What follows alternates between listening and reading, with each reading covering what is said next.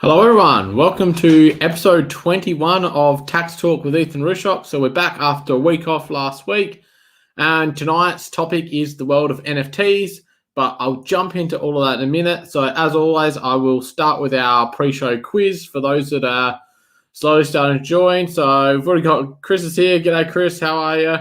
So I'll bring up tonight's quiz question and then I'll run through it. So tonight's quiz question is, which NFT do I own? So which one of these do I own one of? So CryptoPunks, VFriends, CryptoKitties, or Zrun. So A, B, C, or D. So leave your comment down below. But so for those that are new here or haven't been to one of these lives before, pretty much what we do is I will start with this quiz just while we're getting people on board. And then we talk about a topic. So tonight's topic is the world of NFTs. So it's a pretty crazy area. For those that don't know NFTs, I'd really recommend you sticking around having a listen, because it's just interesting to educate yourselves about these crazy things that are changing. Technology develops so quick, and some of the things that are happening now, people couldn't have even imagined 5-10 years ago. So I'll talk about that topic. I've got a couple questions through the week relating to NFTs.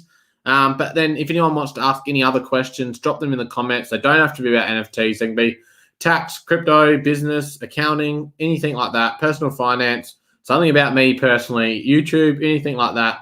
Leave your questions as we go and I'll get to them. So the reason I wanted to cover NFTs is I did a video on last weekend about NFTs and tax, and it's a really interesting area. So I'll talk a little bit about that tonight, about how tax works on NFTs. But go and watch that video after this, or if you're watching the replay, go check that out, because it's quite an interesting area. So I will jump into some of that tonight, but it'll be really interesting when I get in and talking about different projects and how they potentially could be taxed, because obviously as me as an accountant, that's something that's interesting to me, is the tax ramifications of any type of investment. And any time that people make money, typically there's going to be some kind of tax ramifications of that. So I've got a few ones here, a few comments coming through. So we've got a couple of guesses here of B. So we've got a guess there of B for VFriends. Got another guess of VFriends, and we've got a third guess of B for VFriends. So 3 guesses for VFriends. Let's reveal the answer, and they are all correct. VFriends, yes, I've talked about it quite a bit. I've talked about it a few times on the live, and I've got a video on my channel about VFriends. But yeah, I was lucky enough that I did purchase a VFriend. So I own a truculent T-Rex. I own just a core version of it. I think I purchased it for about 0.7 ETH, I believe, during the Dutch auction. So this is a Gary V NFT project. So about 0.7 ETH. I think it was about 4,000 Australian at the time. And as of right now, the floor price is sitting at around 18 to 19 ETH. So up around the 80, 90 grand. So it's definitely been a good investment. So we'll see what happens going forward. Yeah, well done to everyone. So yes, I have nicknamed my little VFriend Trevor the Truculent T-Rex. So that's his name. So that's a quick question for tonight. So let me get rid of this, and I'll bring up tonight's topic. So like I said, the world of NFTs. So for those that don't know what an NFT is, I'm going to be talking about that. What I'll talk about is what the common misconceptions of NFTs are, and what they might allow more than just what they seem on face value. Talk about the tax side of things, what I think is next for NFTs, and I might even touch a little bit on how I think NFTs could be incorporated into a business like mine, for instance. So the world of NFTs is definitely an interesting one. You've probably started to hear it, and it's definitely not mainstream yet. So things take time, and there's a graph, I can't remember what it is, but it shows the curve of early adopters, those late adopters, and it goes around to show like how things are transitioning into society. And crypto's one, or anything like that, any kind of technologies. You have the people that rush in, and those early, the people that invent these things, and they're in early. And then you got the people that really love trialing out new technology, new concepts, and they jump in really early as well. And then it slowly trickles until we get mass adoption later on down the track. And NFTs, I think, are really still early on that curve. So I think the average person might have heard of it maybe by now, but they're more likely to only just be hearing about crypto. So there's still a long way to go. And that's why some of these values and stuff I'll talk about, some of these projects, seems insane. But then when I suppose you compare the amount of people that are aware of what an NFT is and who aren't, maybe that might put it in a bit of context of maybe this is still early, or maybe things are overvalued. So I'm definitely not someone that's going to go, yeah, you need to go all in on them, but I'm just here to educate people on different things that I'm learning about. So as I educate myself on something, I like to then educate or try and educate others on it. So the basics of what an NFT is. So it's a non-fungible token. I've talked about it on my channel before. I've got a video where I've talked about the basics of what an NFT is. But where it gets a little bit confusing is that it's pretty much built on blockchain. And blockchain is all about verification and the source of truth. So typically, we've got cryptocurrencies that are involved with the blockchain system.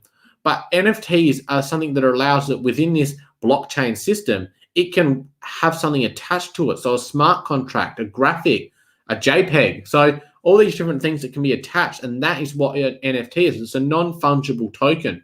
So what they are is each NFT is unique. It's identifiable. It's different to the next.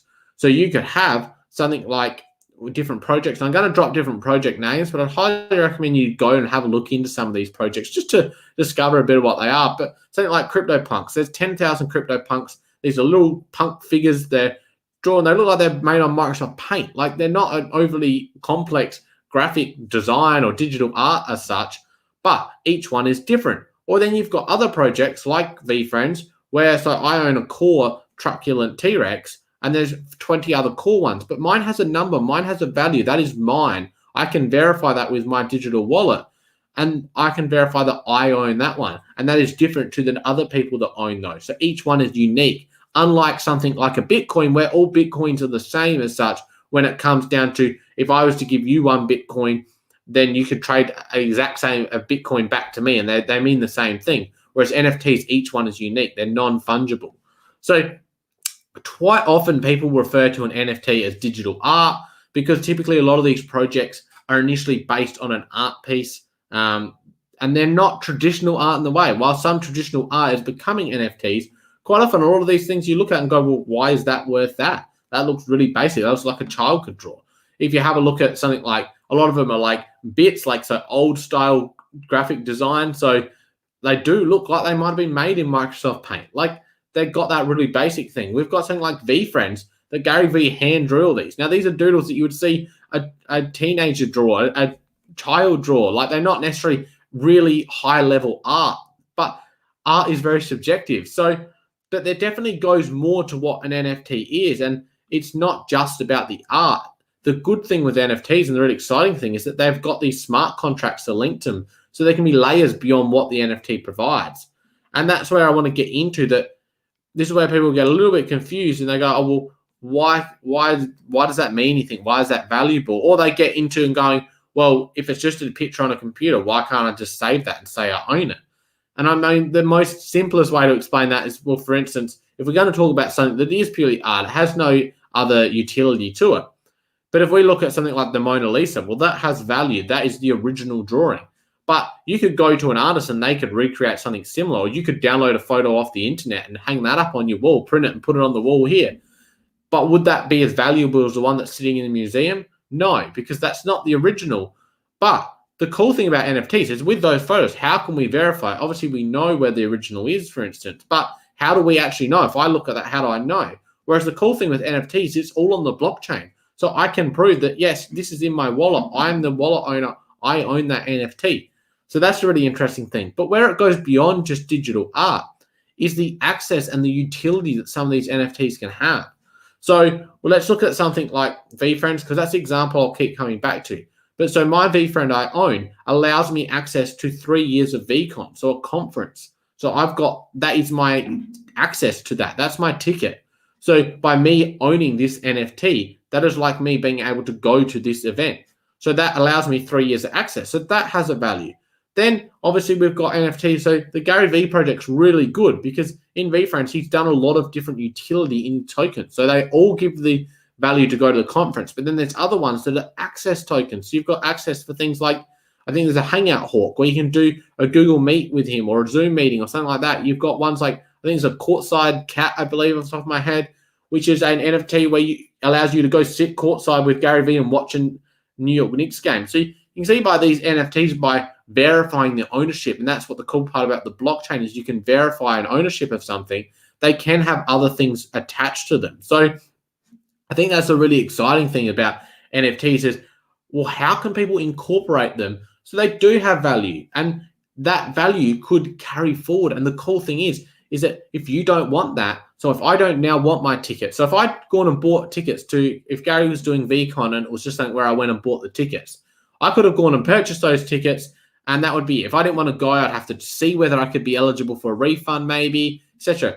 I can just go and sell my NFT now to someone else, and that becomes their thing, and they can go to that conference. So that's really cool about it, is you can just transfer ownership. You can sell it. It's not up for me to go, oh, well, I have to try and chase a refund. I can just sell it. So that's really cool. And then as the digital artist or the owner of whoever creates the NFTs can put things back into the smart contract where they receive a royalty on that back end.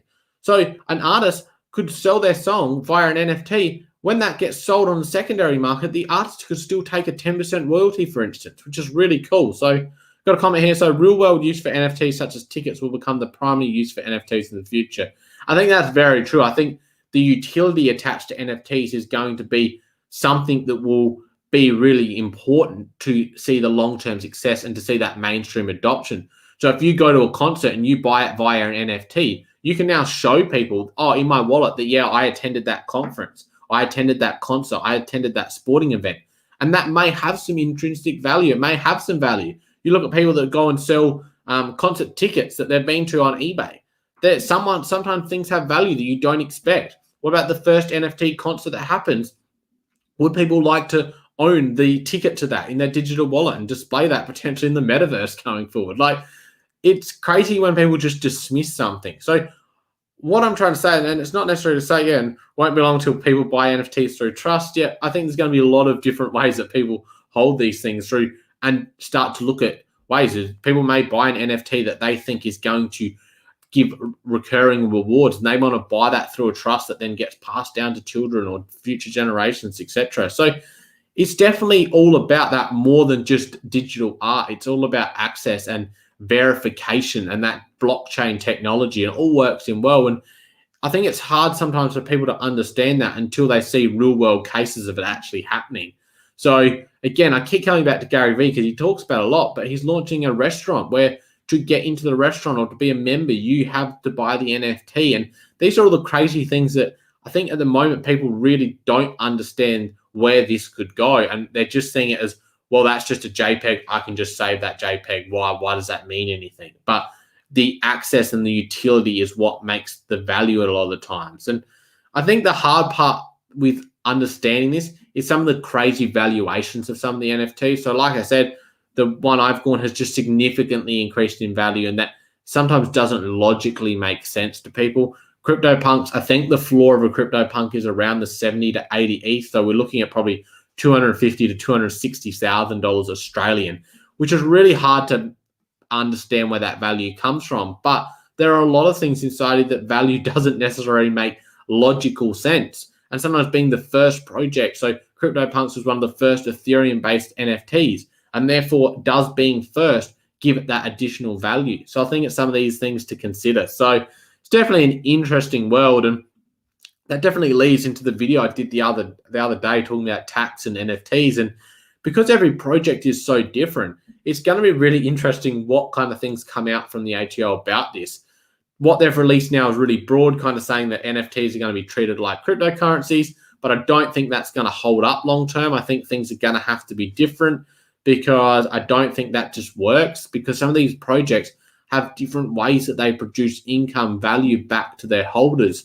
Like I've talked about there, you've got things that mirror potential real world things that don't get taxed. So let's look at sports trading cards. NBA Top Shot, is an NFT project. Now, should that be treated any differently? I've got some Pokemon cards down here. Like, why should that be treated differently? What happens if Pokemon come out with their NFT? Should the digital version be treated differently tax-wise compared to a physical version? So that's something to weigh up. I've talked about Z-Run before, digital horse racing.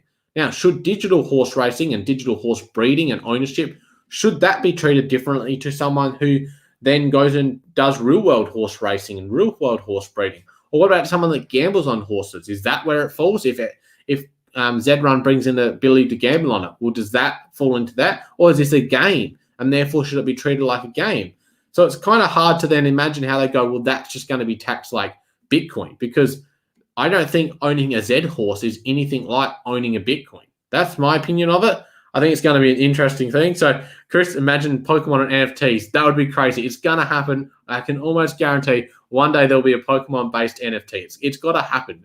Pokemon is definitely something, and game-style NFTs, I think, is going to be a really cool projects. And imagine, like, you take some of these physical things that we've seen in the past, so whether it's Pokemon trading cards or Pokemon games or Pokemon Go, all these things, and then bringing some of that into an NFT world, I can see it happening. And those companies that can act first, the companies that have got good IP, your Marvels, your Pokemon, your Disney, your DC, all those things that have got the IP, I can see their NFT projects and NFT different ways they approach it going well. And you look at something like NBA, who've gone in early with Top Shot.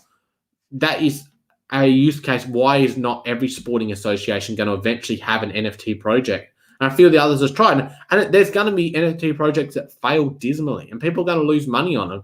But there's also physical things in the real world that fail. There's sports trading card companies that go under. There's sports cards that people pay a lot of money for, and then they lose their value. There's Yu-Gi-Oh cards, Pokemon cards, Magic the Gathering cards, all these things. People collect coins, people collected stamps, people collect cars, like all these things. And they're always going to be risky. Anytime you're putting your money in expecting a collectible as such to go up in value, you're taking a risk, no different to any investment. So, yeah, it's an interesting thing. But back onto the tax topic, I think it's going to be very interesting how this all plays out.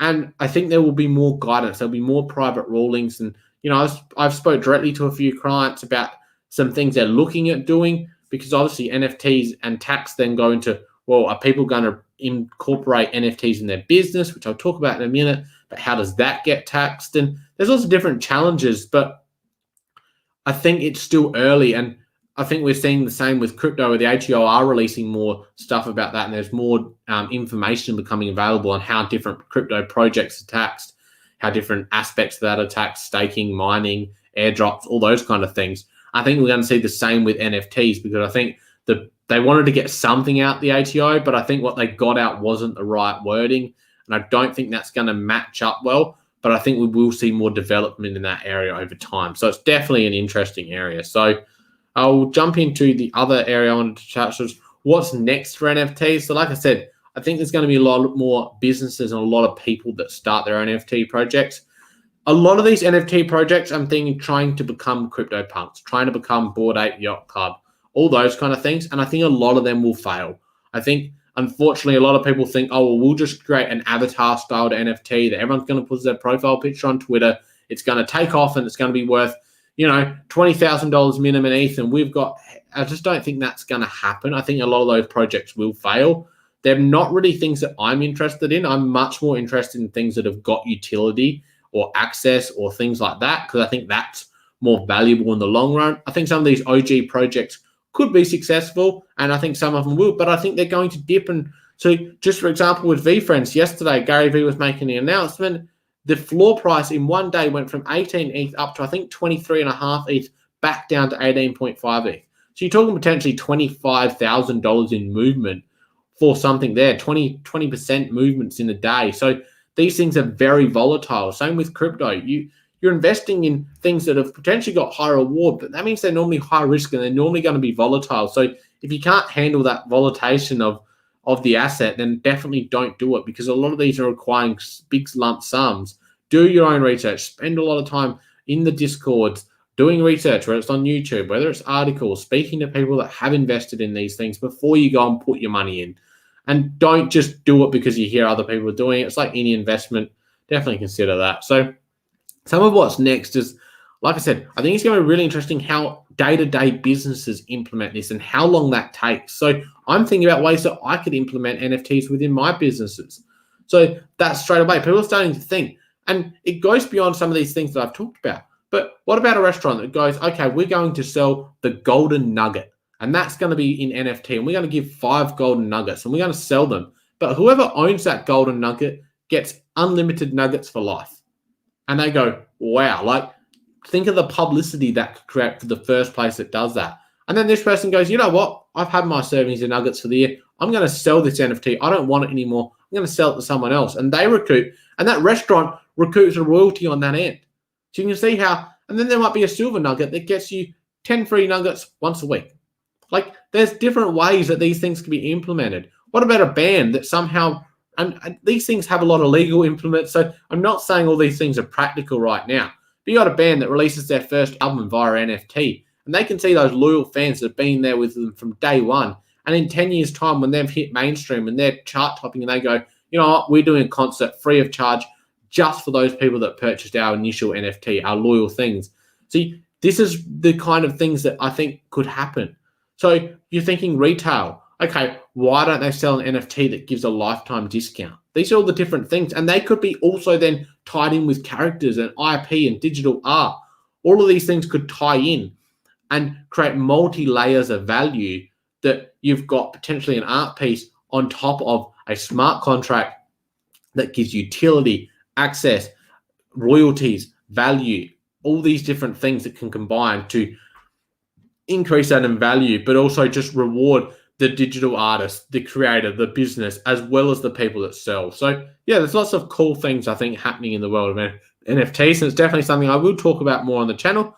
But as always, I want to talk about things on the channel that people want to hear about. So make sure you leave comments, send me messages about topics you want me to cover, because I do want to cover things that people enjoy. So I did have a couple questions come through. If anyone does have any other questions, make sure you do drop a comment down below. So is there more value to an NFT than just an investment? So I have obviously covered a bit of that of, look, is there more to NFTs than just being a digital investment? So are you just looking at it as an investment going, well, I just want to buy a CryptoPunk because I want it to go up? Well, I guess in one way, yes. Do you want to own it? Do you want to display it? I think things will become more real world like as things progress. So there will be NFT photo frames where you can digitally display your NFT thing. So if I own my VFriend, I could have it up here on a digital photo frame where I display, and that's verified that I've got that. Or are you going to digitally display it when we get into things like the metaverse, in virtual reality?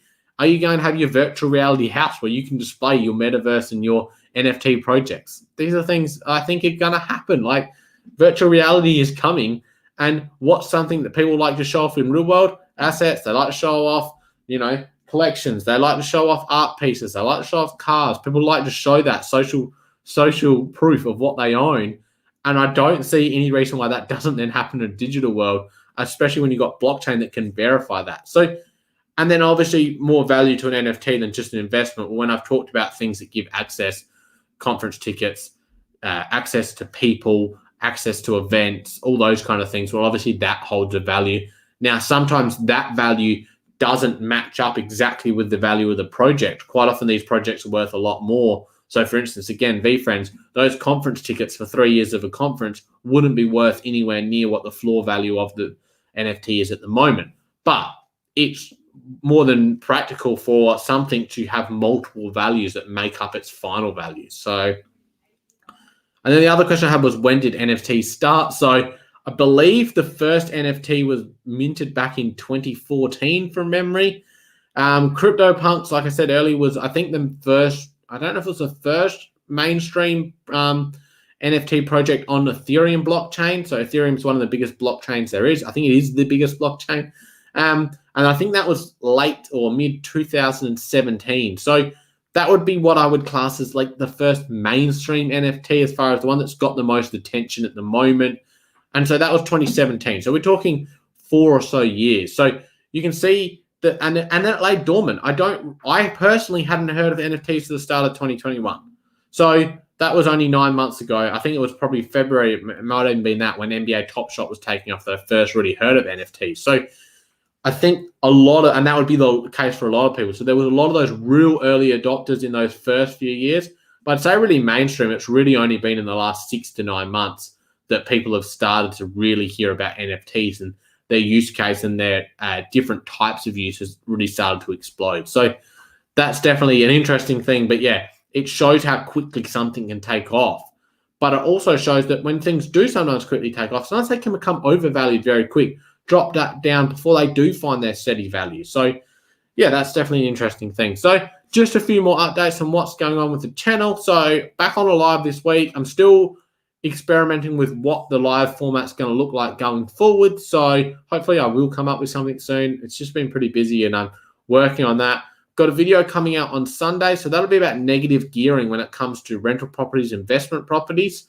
So definitely watch that if you're thinking about investing in properties or you already got a property and a bit confused how the tax side works. And you hear this term of negative gearing quite often. I've seen the comment not long ago about, well, how can I reduce tax? And the first thing that always gets thrown is, I'll do negative gearing. But I want to explain what that actually means and is it actually a good thing? And then, yeah, next week, be back on. I think it is next week, is the 2-year anniversary of me running my business, Rooshock Accounting. That's an exciting milestone for me. We've been over a year on YouTube, so we're past 1,200 subscribers now on YouTube, which is really cool.